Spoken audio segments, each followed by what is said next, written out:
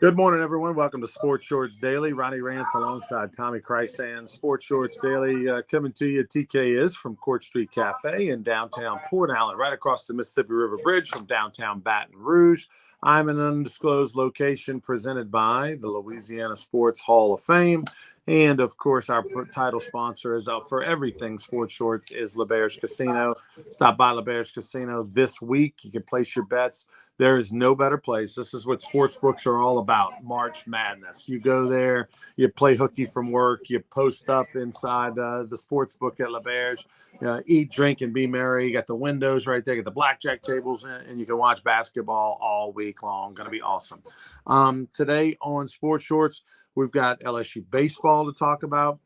Tigers had their first weekend series on the road at Mississippi State. LSU softball finally lost a game, first time this year. They're 1-1 in their series, rubber match today. First loss of the season for LSU softball, the longest winning streak in America this year. LSU men's basketball got some good news. They're going to the NIT. That's a big step forward for a team that only won 2 games a year ago in the SEC play. They went 9-9 this year, made the NIT. LSU women, probably a little bit of a surprise that they were only a 3 seed, not a 2 seed. A lot of expectations and hopes that they would be a 2 seed, but they are a 3 seed at home against Rice on Friday. We'll talk about that bracket and matchup. Scotty Scheffler wins the big tournament over the weekend, the Players' Championship. Pockets a cool $4.5 million, back-to-back winner of that event. What else? So NCAA tournament. We'll talk about the brackets and all that. And I know later in the week we'll have our predictions and all that. But for right now, we'll focus a little bit on this past weekend. We'll start off with LSU baseball. The Tigers on the road. But before we get to the Tigers, I want to mention the Savannah Bananas, Tommy. Thursday, Friday, Saturday, the Savannah Bananas took over Alex Box Stadium, invaded Baton Rouge. It was the toughest ticket around. For those that kind of, were on the fence about the Savannah Bananas, maybe they'd never been, maybe they thought it was more of a kid's thing. Every single person who went, rave reviews. We took the Rougarou, a lot of our sponsors, Louisiana Sports Hall of Fame backers, to the game on Thursday. Unbelievable atmosphere. It was just magical, man. The Savannah Bananas should also, how like La Quinta is a Spanish word for next to Denny's. Savannah Bananas is a Spanish word for free money. Just printing money. Like everything they touch turns to gold. It's amazing. They've been around for a few years, but really in the last 2 years or so, they just trended way on up. And it's amazing, the story. And Baseballism, which has been around for a long time, partnered with them. They have a lot of quotes and baseball gear and stuff with their logo on it. They partnered up about a year ago, and whoever owns the Savannah Bananas, I don't know if he's tied graves yet, but he's getting there. It's an amazing story. It's entertainment, okay? That's what it's all about, entertainment. And the fact that they could sell out in Baton Rouge 3 straight nights, okay? It's not like one night. And like you said, hardest ticket. You can always find an LSU football ticket, especially if you're willing to put up a little money. LSU baseball, you can get tickets. But Savannah Bananas, and I'm like you, Ronnie, the people that I spoke to that went were just totally impressed, amazed, enjoyed it. My oldest grandson saw him in Houston last week. My youngest grandson was in Baton Rouge the other night. So, and these are 2 young kids who, this is what they wanted to do more than anything. One of them said he'll let it be his birthday present if he can go to see the Bananas. So, it's the thing that has sweeping the nation. And, of course, they played in the Major League Park for the first time last year in Houston. Can't be in every Major League Park. We talked about that, but what a story. It's entertainment, it's marketing, it's promoting, and it's fun to see. Tommy, let me throw out some numbers for you real quick. The Savannah Bananas played 3 games in Minute Maid Ballpark last weekend, not this past weekend, the weekend before. They did 41,000 people all 3 games. Each game, 41,000. My Menard High math says that's 123,000 people. Okay. You multiply that times $35, which was like, I think the general admission tickets were $35. All right. And so I'm not charging extra for club or suites or whatever. I'm just going to say all of those times $35. Then you take that same 35 because the average hat, t-shirt, and all that's about $35. So, and look, the merchandise line, there's multiple booths and stations all over the stadium. It's just like when you go to the Masters to play golf. It's not about the Masters ticket. It's about the merch shop. Everybody, they actually have a number, Tommy, at the Masters that like each person is good for, $683, at the merch shop, right? Well, that's how it is also at the Savannah Bananas, right? There's some people that go and they don't buy any merch, but then there's also people that go and buy 13 shirts, and 17 hats, so that makes up for the people that don't buy anything. And I myself bought one $35 shirt for my daughter. And then someone bought me a shirt. So I'm going to do some quick math here, Tommy, because here's my point. Let me get out my calculator. 123,000 people, which was the 3-game total at Minute Maid. You multiply that by $70 because 35 for the ticket, 35 for the one item, whether it be a hat, a t-shirt, something like that. That's $8.6 million. Okay. $8.6 million in 3 games, Tommy. If you have 100, if the Savannah Bananas have 100 employees full-time for their tour for the year, let's say they've got 50 players, 25 and 25 between the party animals and and they've got all their front office staff and crew, 100 employees. And let's say they paid them all $80,000 a year. Let's say the average salary was $80,000 a year for everybody that works for the Bananas, which we know that's not. We know it's less than that. Okay. But if it was, that'd be $8 million. That means in one weekend series, they paid the entire year's salaries of their entire staff and still had money left over before they ever went and played the other 80-something games that are on their tour. That is just and then when they go on their tour, Tommy, whatever city, like for example, when they came to New Orleans, the Baton Rouge this past weekend and played the 3 games, Visit Baton Rouge in the state of Louisiana paid them for their travel. Like gave them a lump check. Here's $100,000 for your buses and your plane tickets and your whatever. So their travel is paid for. There's a lump guarantee. There's a lump amount of money that's given to them to come to your town. Plus the Bananas get all of the ticket revenue, all of the merchandise revenue. The team, the home team, in this case, Alex Box, they got concessions. They got parking. They had their own gift shop open, underneath the stadium, whatever. And that's it. That's what they get.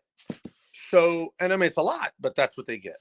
So the Bananas are multi-gazillionaires. Like it is stupid the amount of money that they're making, and straight in the pocket, Coach. Straight in the pocket. Well, now that you do the math on it, they might be bigger than Todd Graves. Probably not, but we'll put it that way. They both have gazillions, okay? But no, it's a remarkable story, that they started this in Savannah, Georgia. 2016, first year. They're trying to draw a crowd out to the local minor league park, whatever it was.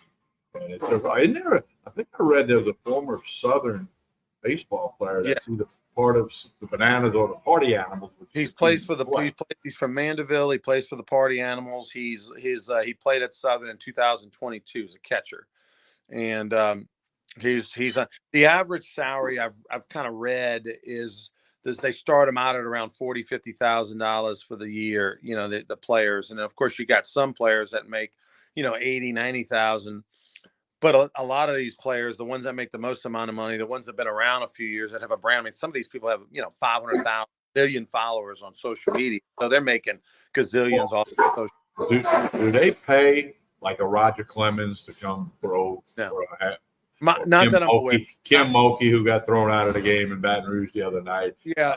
Is there any kind of fee associated with that?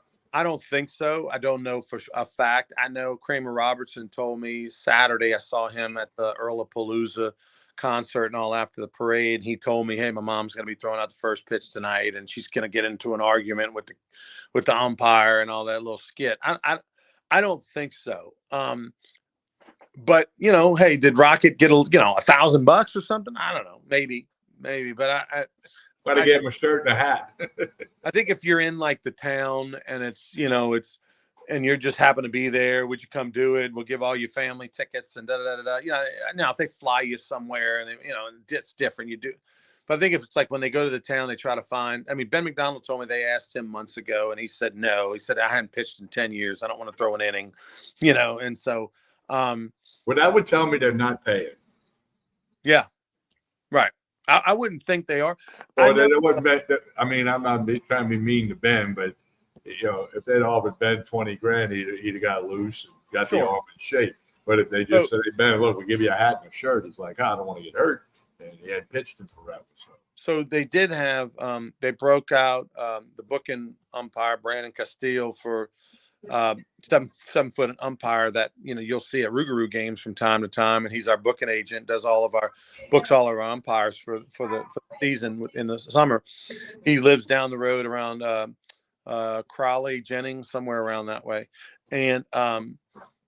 And he did all 3 games. He umpired all 3 games. He was part of the crew this past weekend, and and he did a great job. And he was, dancing with them and all that kind of stuff. And he said they talked to him about, hey, look, if we're back down in this area, we're in Texas or whatever, like something that's drivable nearby in the South. Would you be willing to do it? And he said, yeah. And of course, I'll pay his travel. But how much money do you think he got per game?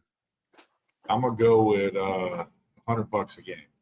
Okay, well, he gets $100 a game to do the Rougarou games. That's what we pay in the TCL, $150. Okay, now, but he should give, because he's the only 7-foot umpire in the world. So, and I think he's a good umpire. And he's a good guy. I've had lots of visits with him out at Rougarou games before the game, whatever. And he coaches youth baseball. I mean, he's a baseball guy. So I'm surprised. If I was the Bananas, I would consider taking him on the road permanently, because he's a kind of a circus character in the sense that he's 7 foot. He's a legit umpire. He's got a fun personality. He's willing to make fun of himself and dance and do all the things. And you've already got a pitcher on stilts. You've already got Lathan, the umpire kid, that they roll out occasionally from time to time to make appearances. They did the world's tallest, shortest umpire gig. I wonder where they got that idea from. From the Rougarou. Exactly. So I would love to see him, man, get a full-time gig. But the bottom line is that, it was a great, great event. Every single person who went this past weekend at Alex Box Stadium, there was not one negative. I never heard anybody say, it was okay. It wasn't as good as I thought it would be. No, everyone was blown away by it. So, everything has a window that closes, right? I mean, they started in 2016. The last 2-3 years, they've really taken off big time. I mean, 5 years from now, are they still around? I mean, do they come back to Baton Rouge in 2026 and sell out 3 nights? I would think yes. Baton Rouge is a great baseball town, and it's entertainment. I think, Tommy, the answer is absolutely they're here to stay. Look at the Harlem Globetrotters. They've been around for probably 100 years. Now, they're not as popular as they once were, and they're barely hanging on to stay relevant. But can the Savannah Bananas be relevant for decades? Absolutely. What I'm curious to see, because I saw their show in August of 22, I saw their show now in March of 24. I'd go see their show next week. And especially if they don't overkill it, and they won't, right? I mean, now, will they start to do, now the Harlem Globetrotters, it's easier to do with basketball because you don't need as many numbers. But the Harlem Globetrotters had like 3 teams or 4 teams around the globe, stationed around the globe, touring in Europe and West Coast of the United States, East Coast of the United States. Will the Savannah Bananas get to that point where they have, a Savannah Bananas in Asia or something that's doing the show and on the road? Or are they just going to keep it to one and then have that premium,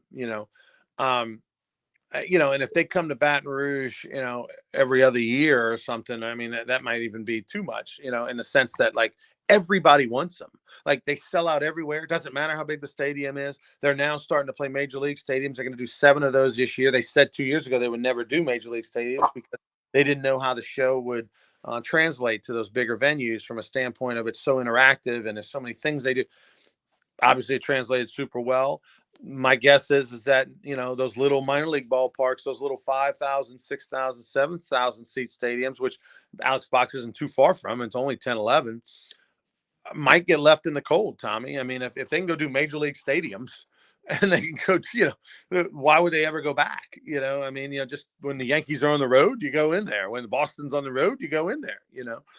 They can do so much more money in 3 days than they can. They take some, 8 shows in the minor league. So I think they're here to stay. I think their show is amazing. And a lot of their elements I saw 2 years ago was actually exactly the same. Didn't matter. Still great.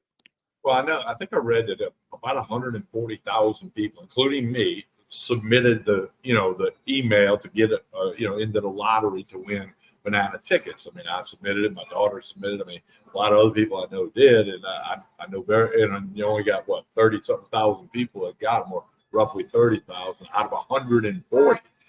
So I almost would think they could sell out. 2 weeks from now, LSU goes to Arkansas to play baseball. I think they could sell out the box again. Totally. 2 weeks from now, especially the old strike while the iron's hot. They can sell out anywhere, anyhow. They just need to close their eyes and pick a dot on a map. It doesn't make a difference. It ain't about LSU. It ain't about anything. It's about the Bananas can go anywhere and sell out. All right, talk about LSU baseball. They went on the road to Mississippi State. It was a disastrous weekend for the Tigers. Their pitching staff, which had been unbelievable, you had 2 starters at home and engaged on Friday and Saturday that hadn't given up an earned run all season, with a combined 38 innings between the 2 of them. The staff ERA for LSU this weekend was 10.5, a 10.5 earned run average. You ain't beating anybody with a 10.5 earned run average this weekend. And then on top of that, opponents hit 360 against LSU. It was atrocious, horrible. But let me say this: LSU should get on their knees and send thanks to the heavens that they got one.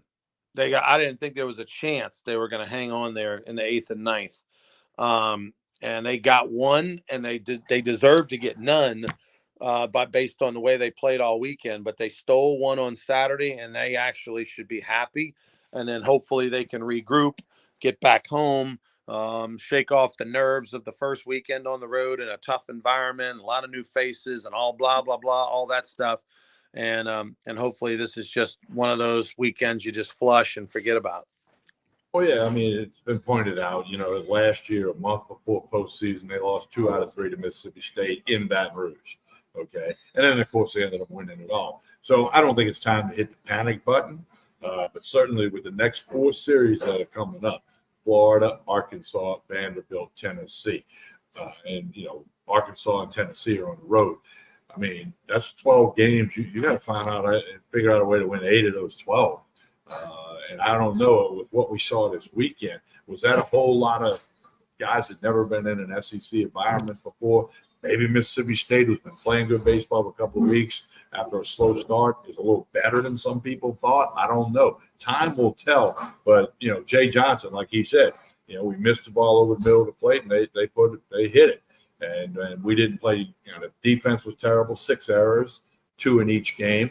Other than Tommy White, nobody. Braswell hitting's coming around a little bit, but it was just some sloppy errors in the outfield, some throwing errors. I mean, it just was tough. A tough weekend for LSU. I'm like you. They're damn lucky they got 1 win. And I thought that as the state was coming back on Saturday, I'm like, they're gonna blow this thing, especially being on the road.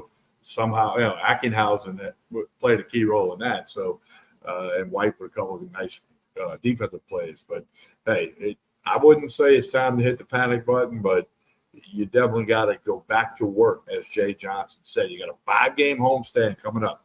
Louisiana Tech tomorrow night, 3 against Florida, Friday, Saturday, Sunday, and then Southeastern's Lions come in on the next Tuesday. Now, tomorrow night, Louisiana Tech just swept Northwestern State in Ruston this past weekend, took 3 from them. So they're feeling good about themselves, and they're going to come in and give it their all to try to whip up on LSU tomorrow night. Speaking of other in-state schools, UL Lafayette beat Arkansas State, swept them 3 in a row. Big weekend for the Sun Belt to get the party started. That was a team that needed that. Yeah, I'm curious to see the Louisiana Tech. Do they start Anderson? What do they do there with him? I would think they would. Um, so many things to digest from the weekend series. One, the offense is continuing to struggle. Good to see Tommy White do what he did. They are now hitting under 300 as a team for the season. That's notable because last year they hit over 300 for the team, and the fact that usually your average isn't going to go up. Whatever you kind of, your average isn't going to go up in SEC play. It's going to go down. And so I predict they're going to hit 269 as a team in SEC play. We'll continue to watch that. And that's important. Last year they hit 280, by the way, and they averaged 2 homers a game. They're going to hit 269 and probably average 1 a game this year. The pitching, can bounce back. There's no excuse for Holman. He played at Alabama. There's no environment. There's no excuse for that. He was not himself. He didn't look comfortable. I will say Mississippi State, in my opinion, is definitely a top 3 toughest environment in the country to play. It's unlike anywhere else. There's no place else in America that has that outfield lounge. And they have a great history as well with their crowd, and it's different. And LSU's not battle tested on the road. I mean, they played at Minute Maid, but that's a neutral site, and if anything, it was a home game all 3 games. So this is a true road trip, and oftentimes look at Southeastern in the first road trip that they had in state. They were down. They only scored 1 run to the 9th. So I think they'll learn from it, and they won't be as bad as they were this weekend, obviously. But now. I didn't love and look, LSU. There was nothing Jay Johnson could do. They got beaten every way, shape, or form. We told you 10.5 ERA, 360 batting average against. I didn't love on Sunday though the belief and the trust in Thatcher Hurd. After you tie it up at 5 apiece, okay, if you want to sneak him out there to start the 6th, and but the minute he gets a guy on, let's go, let's pull him. I mean, he hasn't earned that trust, especially. I mean, he hadn't this year, so. And to me, you get 5 out of them. You're in a tie ball game. Hey, kick him out. I'm good. You did your job. So I was surprised by that they left him in there to give up the 2 homers and separate some more. And then the same thing with Christian Little. Christian Little gives up a hit, then he strikes out 2. Then to a guy who's already punched out twice.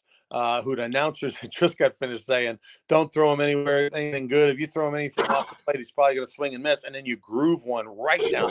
I know that wasn't the call. Christian Little made a bad pitch. But then at that point, 1st and 2nd, now let's pull him. You go to the mound, you visit with him. My point, Christian Little to me hasn't done anything in his career at LSU to warrant that trust. Sure, you give him the opportunity, but then the minute he gives up a couple hits in a situation and the guys are on, we got other guys. Let's put somebody else in there because he hasn't proven he has never done it. In an LSU uniform, he's never been in that situation and come through. And it's it's a shame, but there should be a quick some of these guys that you've got 20 guys on the team.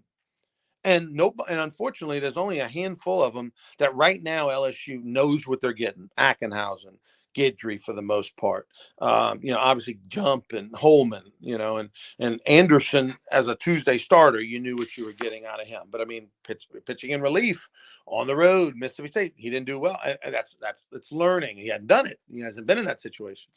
But you know what you're getting out of some guys, and then the rest you throw them in there, and the minute they get 2 guys on, you pull them. And I thought they should have done that with Hurd. I thought he should have done that with Little, and by the time you got the Brandini, I get it. It's just, hey, finish the game. Let's leave you in there. Of course, it didn't work out. Yeah. Well, it's all about who's on the mound in college baseball, in any baseball. But in college baseball, it's all about who's on the mound. And forever, there's always been that discussion of when do you take a guy out, when do you leave him in, do you let him get another batter? Well, nobody knows the matchup and the probabilities and the kids more than Jay Johnson and Nate Yeskie. So you kind of want to defer to him. But then, like you said, Ronnie, I mean, we know enough about it. The LSU baseball fans are some of the smartest fans in the country. Yeah, and they know when a guy doesn't have it. They know when it's time to get a guy out. Now, it's not their decision, but they kind of know that stuff. And, that's what's happening here. LSU got 10-run ruled. Remember, this game didn't go 9 innings. 10-run ruled. Have they been 10-run ruled before? Ever? I mean, I 10-run ruled. Have they ever been 10-run ruled in the SEC? Well, they got I beat don't know. 24-4 in the second game of the final series against Florida last Yeah, year. but When I'm talking about in an FCC game, I'm going to guess they have been 10-run ruled somewhere. Maybe not since Jay Johnson's been here.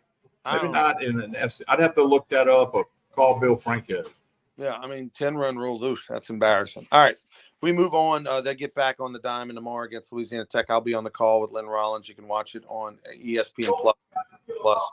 Looking forward to it. LSU basketball. Tiger fans, you get a chance. You'll be watching NIT action against North Texas at 6:00 on ESPN2, and then you can also flip over on watch LSU baseball at 6:30. Great story. I mean, look, we know that there's a chance that if Ole Miss had elected to take the NIT bid, that maybe LSU would have been on the outside looking out. That's a possibility that was talked about. But Ole Miss passed on an NIT. Remember, LSU passed on an NIT opportunity or something a few years back under Jones.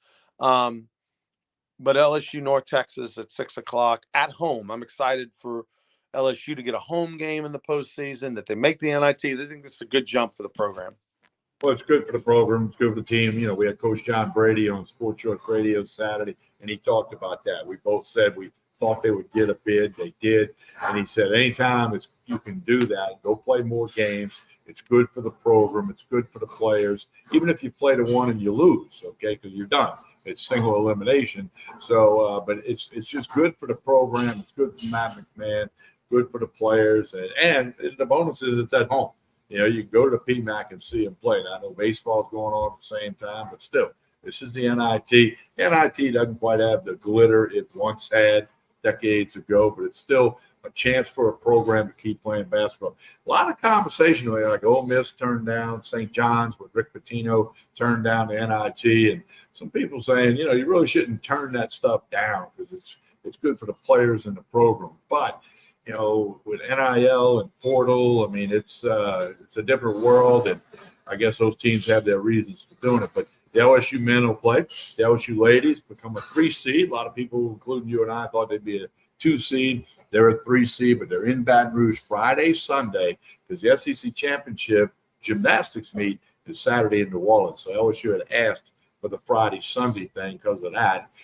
For its fans, and that worked out. LSU play at 3:00 Friday, the women against Rice. If they win, they get the winner of Louisville, Middle Tennessee, who will play later that Friday night. That second game would be on Sunday if LSU advances, and they should beat Rice. I would think they do beat Rice. So March Madness is full speed ahead, no question about that. You can bet it all at the sports book at the LeBairs. You watch it all. I mean, we'll be out there next Saturday. It'll be March Madness everywhere for radio. But good news for LSU basketball, the men and the women. How about Will Wade and McNeese, a 12 seed? They go 30-3, a 12 seed on the road in Salt Lake City against Gonzaga.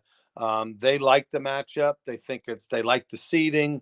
They feel like they've got a chance. I can't wait to see. When do they play, Tommy? Thursday night, I believe. Thursday night. Ronnie, now I got to back you up. If it back in November 1st, I would have told you there'd be 2 teams from Louisiana in the men's March Madness, and that would be McNeese and Grambling State. You would have said, like, TK, you've been at the bar behind you at Court Street Cafe too much, but that's the 2 teams from Louisiana in the men's tournament. Obviously, LSU's and the women. The men are in the NIT. But so you got to tip your hat. First time Grambling's ever going to go to the tournament, ever.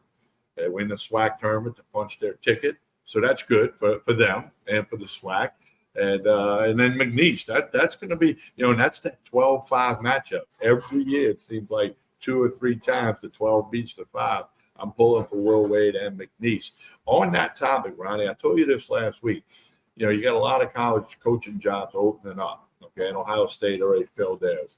But the Louisvilles and there's some others. And I read, they always got a national guy that says, the possible picks to to get that job. Not seeing Wade's name one time being mentioned, even as one of the long shots for, say, Louisville and some other jobs similar to Louisville that have opened up. So I don't know. He might stay at McNeese. Now, if he beats Gonzaga Thursday, then who knows what'll happen then. But it's quite the story and great for the Cowboys. It's the second biggest story in McNeese behind the Gumbo Gators of the Texas Collegiate League. Yeah, Lake Charles. That's right. Lake Charles, the Gumbo Gators this summer, and the TCL going to be playing at McNeese this summer. James tells us Auburn beat LSU by the 10-run rule last year, 12-2 in conference play. So thank you, James. We appreciate the quick research there. Maybe you pulled it out of your head. I don't know, but anyway. So Friday, 3:00, the women against Wright. Going to be interesting if they do. They play Haley Van Leith, who transferred from Louisville. She get a chance to potentially play her a whole team on Sunday. That'll be the storyline there. The one thing about being the number 3 seed that I don't like is you potentially have an Iowa matchup in the Elite Eight. You're not in the Final Four. So that looks like that should happen. That would move the needle. And certainly the other thing, everybody, if they were to play South Carolina, it'd be in the championship game. So they could not meet until the women's Final Four unless it's in the championship game, which is we'll have to see. Where is the women's Final Four? Is it in Indianapolis? While you're looking it up, I'll just shout out to Scotty. The men are in Arizona. The women are in Cleveland, Ohio. Okay. Cleveland, Ohio for the women, and Phoenix, Arizona for the men. Scotty Scheffler picks up $4.5 million. He shot 4 rounds under 68. And then Sam Burns, by the way, who was poised to maybe finish in the top 10. He went +4 on Sunday, finished 45th. So gets a check, but a little disappointing. Ronnie, I made this announcement on Sports Shorts Radio Saturday, but I'm pulling a Ronnie Rance. I'm stepping into the Ronnie Rance travel world. Next year, I will be at the Players Championship. I've got a good friend, former teammate that lives in Jacksonville, and a bunch of guys that actually watch Sports Shorts daily and listen to Sports Shorts Radio, a bunch of huge sports nuts. And they've already got it taken care of. I will be at the Players next year on the Friday and Saturday round. So I'm actually looking forward to it, even though it's a year away. So I'm pulling a Ronnie Rance. I'm traveling to the big event. You got to post up on the 17th hole. That's where we're going to be. We're going to be at the 17th hole. He's got tickets already. I mean, this is not a maybe. This is it. Awesome. Couple friends of mine, and one of them being Nat Moore, the former Miami Dolphin legend, who played at the University of Florida. He's 71, 72 years old, heck of a golfer, and a buddy, and I played with him many times. He played. He and Brad played yesterday and today Augusta National. Coach, ooh, that's strong. That's strong. I know a handful of people that have got to play there, including our world famous Buzzy Hydell. The Buzz. He'll be up there next month. Is he gallery guarding it again? He's doing it again. Him and Mike Holland. Over there. Well, that's great. Yeah. So I know a couple other people that have been fortunate enough to actually. One of my friends actually played Augusta, but it was quote unquote under construction. There were a lot of temporary greens because they were doing work on the other greens, and a couple of tee boxes they couldn't use. So they still thought it was great, but they didn't. You're not going to go play. It's not going to look like it's going to do on a Sunday in April. Whatever. So anyway, there we go. All right. Well, we'll be back on Wednesday morning for more Sports Shorts Daily, presented by LeBear's Casino. Until then, please like and share this video. We appreciate you very much for your support. That's the price of admission. Just hit the like button, give us a share. We'll be back on Wednesday, and we'll talk a lot more about the NCAA tournament. We'll have reaction. I'll have my bracket filled out. By the way, John Brady on the radio Saturday, I asked him who did he like in the big dance, and he said he liked Houston, Purdue, and UConn, and all 3 of those are number 1 seeds. So Coach Brady right on top of it as always. How about Houston, though, losing by 25 in the championship game of their conference? That was pretty unbelievable. But they still call it March Madness, right? Yeah. Get that loss out of the way early, I guess. All right, be back with more Sports Shorts on Wednesday. Until then, have a great week, everybody.